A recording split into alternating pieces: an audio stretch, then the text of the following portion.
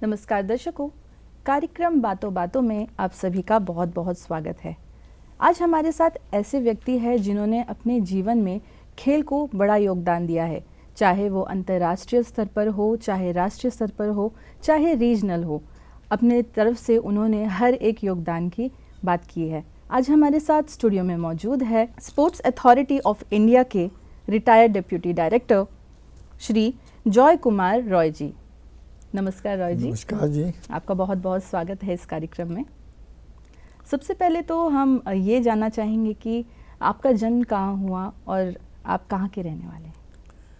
मेरा जन्म जो है इसी आइलैंड में, अंडमान निकोबार में, पोर्ट ब्लेयर में ही हुआ और मैं बॉर्न एंड बॉट अप इसी आइलैंड में हुआ हूँ। जी, तो आपने अपना जो बचपन है वो यहीं बिताया है। आपके बचपन के बिल्कुल, हमारा जो स्कूलिंग है वो इसी आइलैंड में हुआ है। बॉयज़ सीनियर सेकेंडरी स्कूल जो है, आप देखें सबसे पुराना स्कूल है, उसी पर मैं क्लास 1 से हायर सेकेंडरी लेवल तक मैंने वहीं पढ़ा। जी हाँ। वहीं से मैंने अपना स्कूलिंग कंप्लीट किया।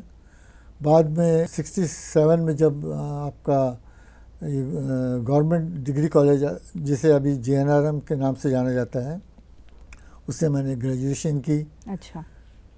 उसके बाद अंडमान निकोबार एडमिनिस्ट्रेशन ने मेरे को और एक पर्सन जो एथलेटिक्स के हैं उनको national institute of sports Patiala में कोचिंग स्पेशलाइजेशन के लिए भेजा। जी।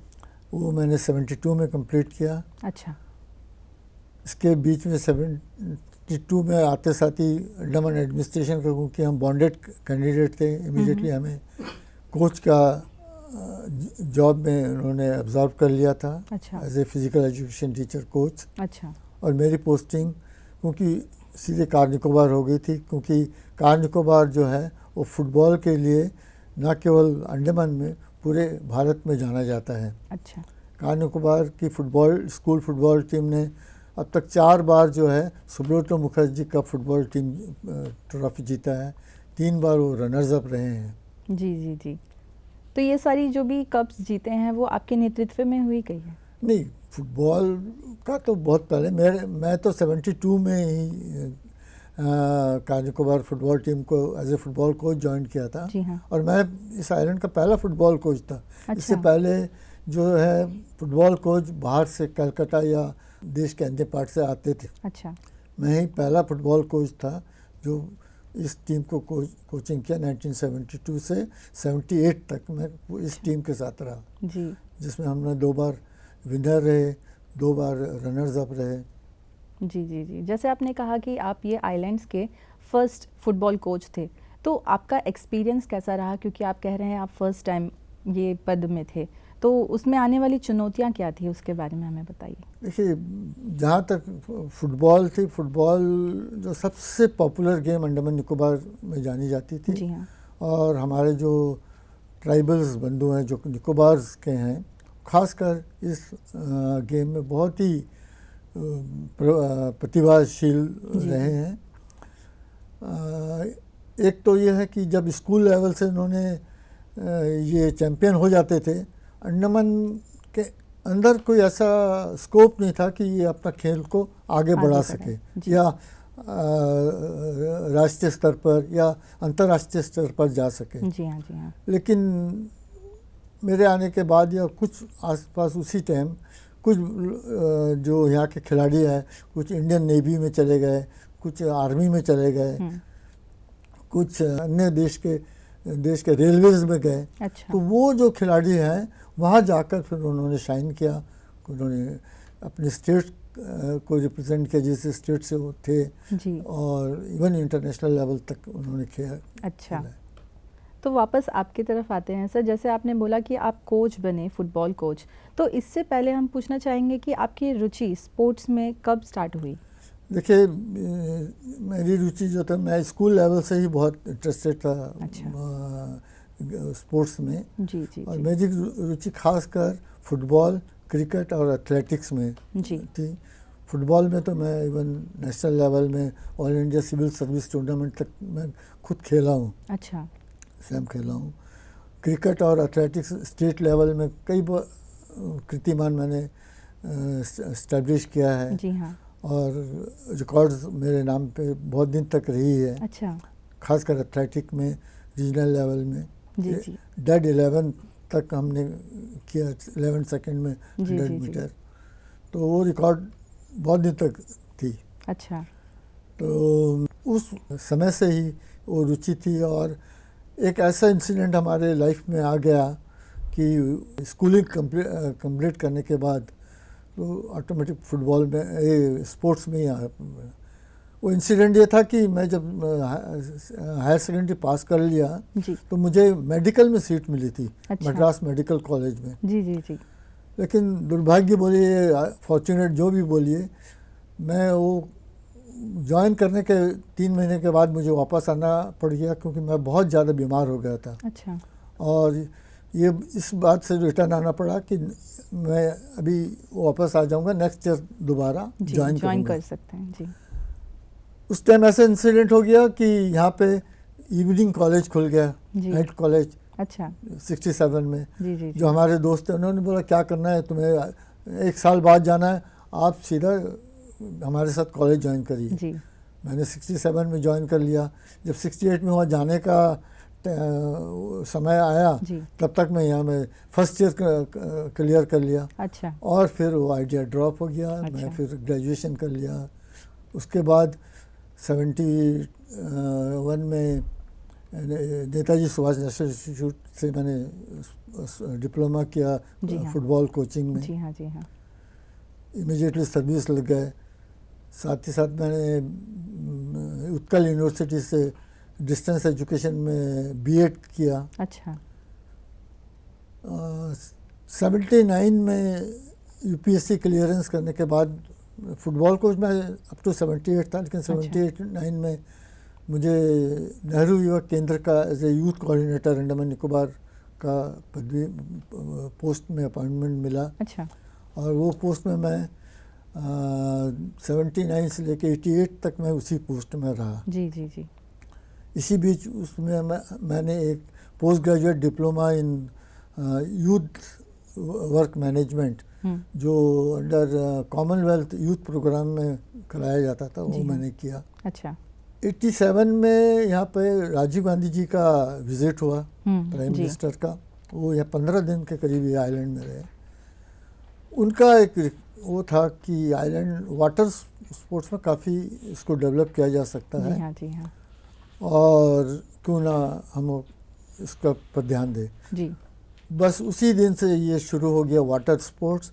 और फिर प्राइम मिनिस्टर जब इंटरेस्टेड था तो sports Authority of India, government of India के बहुत ऑफिशियल वगैरह यहाँ विजिट करने लगे। जी हाँ। और मेरी ये खुशनसीबी थी या मेरे जो एबिलिटी थी, मुझे अंडमान से चुना गया। अच्छा। कि मैं स्पोर्ट्स अथॉरिटी ऑफ इंडिया, क्योंकि मैं ऑलरेडी मिनिस्ट्री में था। जी जी। तो मुझे एज ए असिस्टेंट डायरेक्टर जो है स्पोर्ट्स अथॉरिटी ऑफ इंडिया में अपॉइंट किया गया। जी हाँ। और मेरा मोस्ट चैलेंजिंग जॉब जो ये दिया गया कि मैं यहाँ अंडमान में एक वाटर स्पोर्ट्स सेंटर इस्टेब्लिश करूँ under special area game scheme. जी हाँ जी हाँ। और वो आज आपने देखा होगा सीपी घाट में जो वाटर स्पोर्ट्स सेंटर है, ये स्पोर्ट्स अथॉरिटी ऑफ इंडिया की वो सेंटर है जहाँ पे कायाकिंग, कैनोइंग एंड रोइंग जैसे गेम्स की ट्रेनिंग होती है। जी हाँ। जैसे आपने कहा कि आप पहले फुटबॉल कोच बने, फिर उसके बाद आपको असिस्टेंट डायरेक्टर नियुक्त किया गया, तो इन सारी चीज़ों में आपने कितने सारे चेंजेस देखे हैं over the time? Up to 87 तक जी हमारा जो आइलैंड का लेवल था, आइलैंड के बीच ही में घूमता था एक्सेप्ट फुटबॉल। फुटबॉल एक ऐसी गेम थी जिसमें हमारे बच्चे, सुब्रोटो मुखर्जी का, वो भी स्कूल लेवल में ही था। अच्छा। उससे लेवल से ऊपर हमारा स्तर नहीं था, नीचे ही स्तर, मतलब उतने ही लेवल में हम आके स्टैग्नेट हो जाते थे और हमारा कोई प्रतिभा जो है उसको हम उभार नहीं पा रहे थे। जी हाँ। नेशनल लेवल में और इंटरनेशनल लेवल में। लेकिन जैसे ही 87 में ये आपका ये स्पोर्ट्स अथॉरिटी का एंट्रेंस अंडमान निकोबार में हुआ, सेंटर बन गया, हॉस्टल बन गए, उस वक्त से जो है एक स्पोर्ट्समैन के जो वो है, कई लोगों ने स्पोर्ट्स को एज ए करियर लेना शुरू कर दिया। जी हाँ। और उसका रीज़न ये था कि जो बहुत ही जल्दी जल्दी मतलब क्विक वे में बहुत सारे टैलेंट जो है नेशनल लेवल और इंटरनेशनल लेवल में उभर के आ गए। जी हाँ। मेरे जो नेशनल गेम हुआ करते थे, आयरलैंड नेशनल गेम में हमेशा छाया रहता था।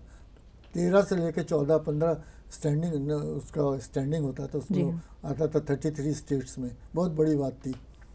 तो ये चेंजेस जो आए, और लेकिन ये चेंजेस कुछ गेम्स में थे, कुछ गेम्स में उसमें कायाकिंग, कैनोइंग, रोइंग और साइकिलिंग, जी हाँ। ये 3-4 गेम में बहुत ज़्यादा उन्होंने मतलब नेशनल और इंटरनेशनल रेपुटेशन हमारे यहाँ के युवाओं ने पाया, वो किया है। जी हाँ। तो जैसे आपने कहा कि नेशनल लेवल में कायाकिंग और रोइंग में बहुत ज़्यादा स्कोप प्रोवाइड किया गया, तो हाँ, जी, क्योंकि इसमें स्पोर्ट्स अथॉरिटी ऑफ इंडिया का था, और उन्होंने देखिए 87 में ऐसा था कि ये गेम जो बिल्कुल नया था, जी हाँ। केवल अंडमान निकोबार के लिए नहीं, पूरे देश के लिए। जी हाँ। तो उस वक्त ये जो इस गेम को कंट्री में इंट्रोड्यूस करने की शुरुआत हुई, तो 2 स्टेट लिए गए, अंडमान निकोबार आइलैंड और केरला। अच्छा। केरला में एलईपी में एक सेंटर स्थापित किया गया और दूसरा सेंटर पोर्ट ब्लेयर में। जी हाँ। तो यहाँ ही से ये वाटर स्पोर्ट्स जो है, कैनोइंग, कायाकिंग एंड रोइंग, जी हाँ। ये शुरू हुआ। जी हाँ। जी हाँ। तो उसके बाद आपने 2-3 सेंटर और आए, जगतपुर आए, अभी जी भोपाल, हाँ। अभी तो कई सेंटर बन गए। अच्छा, अभी बहुत सारे सेंटर बन गए और बहुत ज़्यादा अपॉर्चुनिटी युवाओं के लिए ओपन हो रही है। जी। तो इसके अलावा अगर हम बात करेंगे सर, तो आपका जो एक्सपीरियंस है थ्रू आउट द ईयर्स, आपने कितने अंतर्राष्ट्रीय और राष्ट्रीय स्तर पर क्रीड़ा को देखा है कि खिलाड़ी जा रहे हैं और जीत रहे हैं, और इनका किस तरह और मनोबल और बढ़ाते हैं आप? 1987 से 2008 तक, 7 तक मैं ये असिस्टेंट डायरेक्टर, बाद में प्रमोशन होकर डिप्टी डायरेक्टर बनने के तक मैं इस खेल से जुड़ा रहा। जी हाँ। इस पीरियड में 650 से अधिक मेडल्स जो है अंडमान निकोबार आइलैंड के युवाओं ने नेशनल, राष्ट्रीय स्तर पर जीता है। ये 3 गेम में, जी जी जी, कायाकिंग, कैनोइंग, रोइंग और साइकिलिंग में उन्होंने जीता है। 24 युवाओं ने इंटरनेशनल मेडल्स जीते हैं, और 64 जो यहाँ के युवा हैं उन्होंने इंटरनेशनल लेवल में भाग लिया है, जिसमें एशियन गेम है, एशियन चैम्पियनशिप्स हैं और अन्य चैम्पियनशिप्स हैं। जी हाँ। ठीक है। इसमें और थोड़ा सा जोड़ना चाहता हूँ कि वो जो वाटर स्पोर्ट साइकिलिंग ये था, देखिए एक लड़की थी डेसी जी, उन्होंने वो भारत की पहली महिला बनी जिन्होंने साइकिल में इंडिया के लिए मेडल लिया। जी। इसी तरह एक सोलोमी पैट्रिक बोल के एक निकोबारी लड़की थी, जी हाँ, जिन्होंने पहली महिला देश की थी जिन्होंने रोइंग में मेडल लिया। जी हाँ। उसके बाद एक जॉनी रोमल, एक लड़का था, ननकौदी का था। अच्छा। उसने भारतवर्ष के लिए सबसे पहले एशियन गेम 1994 में जापान में हुई थी। अच्छा। वो उसने सिल्वर मेडल उनके लिए जीता था, भारतवर्ष के लिए जीता था। और 94 के बाद इस साल 2003 में सेम इवेंट में हमारे इंडियन टीम ने, जो मध्य प्रदेश के हैं, जी हाँ, और वो उन्होंने ब्रॉन्ज मेडल जीता है 10 साल के बाद। जी हाँ। जी हाँ, 10 साल के बाद। जी। तो जैसे आपने कहा सर कि वाटर स्पोर्ट्स में बहुत ज़्यादा अभिवृद्धि हुई है, तो आप फुटबॉल और बाकी के जो गेम्स हैं उनमें कितना बढ़ाव मिला है? देखिए, सच बात तो ये है कि जो फुटबॉल जिस गति से एक लेवल में चल रहा था, आज वो लेवल फुटबॉल का अंडमान का नहीं रह गया। जी। लेकिन अब थोड़ा शुरू हो गया। जी हाँ। आप देखेंगे अभी जो संतोष ट्रॉफी हुआ है, जी हाँ, उसमें पहली बार ऐसा हुआ कि अंडमान की टीम ने आंध्र प्रदेश को 3-0 से हराया। जी। त्रिपुरा बहुत अच्छी स्ट्रांग टीम है, उसके संग 1-1 ड्रॉ किया, 4 पॉइंट उन्होंने अर्जित किया।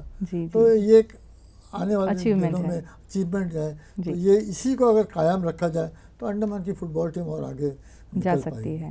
जी, ये तो बात हो गई आपके काम की सर। आपने कहा जैसे आप अपने करियर जो स्टार्ट किया था वो football as a football coach किया था और अब आप डिप्यूटी डायरेक्टर थे, तो इन दोनों पदों में आपको डिफरेंस क्या लगा और आपको इतना समय कितना लगा कि आप उस चीज़ के लिए एडजस्ट हो पाए? मदर डिसिप्लिन स्पोर्ट्स थी, जी हाँ। लेकिन दो अलग अलग एरिया। जी हाँ। ये football as a football coach, ये just as a teacher, coach means a teacher, as a teaching subject, उनको सिखाना और वो जी करना। हाँ। और as a assistant director it is an administration, जी हाँ। Sports administration. तो यही दो फर्क थी। लेकिन क्योंकि मेरे को एडवांटेज ये थे, क्योंकि मैं उस लेवल से आया था, टीचर से लेवल से आया था। जी। एक डायरेक्ट एडमिनिस्ट्रेटर, स्पोर्ट्स एडमिनिस्ट्रेटर उन टीचिंग लेवल को उतना अच्छा समझ नहीं सकता जो उस लेवल से आया हो। जी हाँ। उसको पता है कि किस तरह का टीचिंग होता है, जी बच्चे हाँ, को जी क्या हाँ। चाहिए, उनका क्या रिक्वायरमेंट है। जी हाँ। तो ये मेरे को एक एडवांटेज था जी। कि मैं इसको अपने तरफ से अपने Implement स्पोर्ट्स कर अथॉरिटी सकें। को दे सका, उनका जी हाँ। फ़ायदा उनको पहुंचा सका। अच्छा जी, जैसे आप इतने लंबे समय के लिए स्पोर्ट्स से जुड़े रहे हैं, तो आपके अचीवमेंट्स क्या है? आपको ऐसा क्या लगता है कि आपने कुछ अचीव किया है? वैसे कुछ अचीवमेंट्स के बारे में हमें बताइए। एक कोच के हिसाब से अचीवमेंट उसका होता है, उसका टीम बच्चा जो जीतना। है मेडल्स जीतता है जी। जब नेशनल या इंटरनेशनल जी लेवल में, हाँ। वो बहुत बड़ा होता है। तो जैसे मैंने बताया कि 600 से ज़्यादा, जी हाँ। 650 से ज़्यादा मेडल नेशनल में, और इंटरनेशनल में 24 मेडल, 64 बच्चे इंटरनेशनल में खेले हैं। जी हाँ, तो जी ये बहुत हाँ। बड़ा अचीवमेंट था, जी। जिसमें जो भी छोटा मोटा योगदान मेरा हमेशा रहा है, मैं बच्चों के साथ रहा हूँ। नेशनल गेम में 1987 से 2007 तक मैं इस टीम का चीफ डिवीज़न या टेक्निकल डायरेक्टर के हिसाब से जाया करता था। अच्छा। टीम के साथ जी, जी, रहा जी। करता था। तो ये जो स्पोर्ट्स एडमिनिस्ट्रेशन है, जो कोचिंग लेवल है, दोनों एक साथ ही है, दो अलग अलग नहीं है। अलग-अलग नहीं, जी। तो रॉय जी, आप ऐसे कोई एक्सपीरियंस के बारे में बताएं, क्योंकि आपने इतना लंबा समय लिया है और लंबा समय आपने अपना एडमिनिस्ट्रेशन, चाहे वो फुटबॉल कोच की तरह हो, तो आपका कोई एक्सपीरियंस ऐसा बताइए जिसे आप हमेशा याद रखते हो।